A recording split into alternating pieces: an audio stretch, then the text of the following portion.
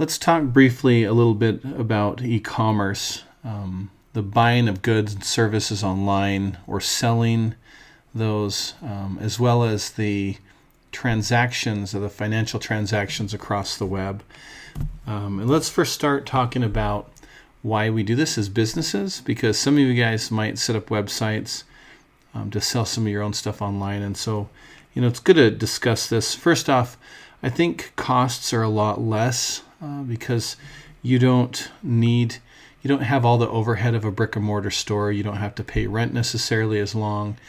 You're often paying hosting and some technology fees, but it's nowhere near the price of having to maintain all that stock in a business on the shelves and have people walk in and out, and have employees paid throughout the day.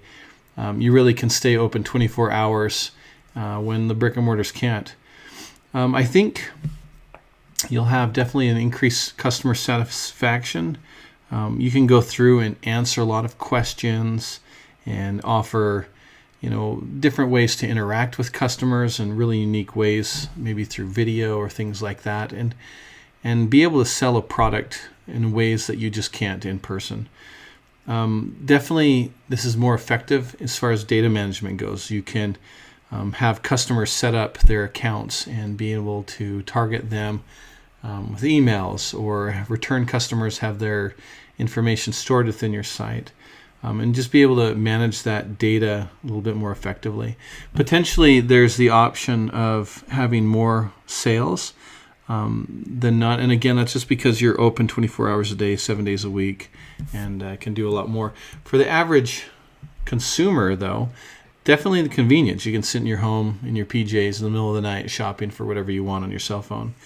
And that's really nice. You can comparison shop. You can go through, find one item, and shop 20 different stores, see how it sells it for the cheapest, has the best return policy, things like that.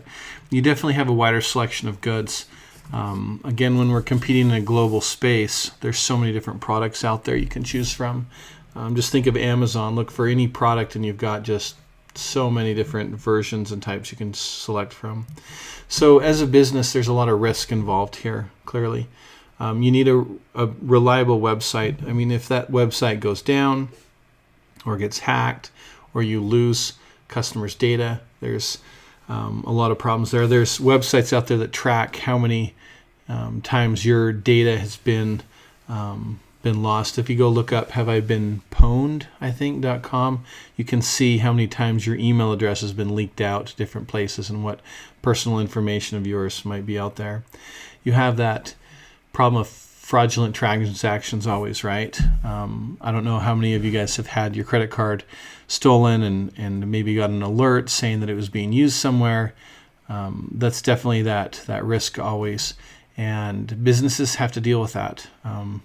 Lots of that. There's also customer reluctance to purchase online. I think this is becoming less and less as we move along. But if you're not holding that object in your hand, you might be reluctant to buy it, I guess. And so the last thing is increased competition. Again, because we're competing global, you have all these Chinese companies developing products and competing against you, or really any company, but we do see a lot of come out of China, especially on Amazon. But there is that, and competition's good for the consumer for sure, because they get better products at cheaper prices. However, it's tough as a business, so there's always that when instead of competing locally. But in all reality, I think local competition is becoming less and less because anybody can just go out and buy it online, and that's definitely a thing to think about. The last is talking about some risks for consumers. And again, you have some security risks there, right? You might lose your credit card information. You never really know if their database is totally secure. You hear the stories of Target being hacked or whatever that might be. It happens all the time, and so there's always that. You have privacy issues about these companies selling your data online. Maybe it's Facebook selling your data to somebody else, or whatever that might be. They're out there. You might have a problem of purchasing from bad photos and descriptions. Think of how many times you may have been on Facebook Marketplace or Craigslist or something, and somebody has just like a one photo from a bad angle. You really don't know what you're buying, without looking at it. And that happens online too with sites that just have poor quality photos. Then last, you have the problem with returns. Often you have these companies that will charge restocking fees and charge you a percentage to send it back, or will just deny it, or so that's really difficult, and that's definitely a huge risk for consumers. So those are a few thoughts I had on e-commerce.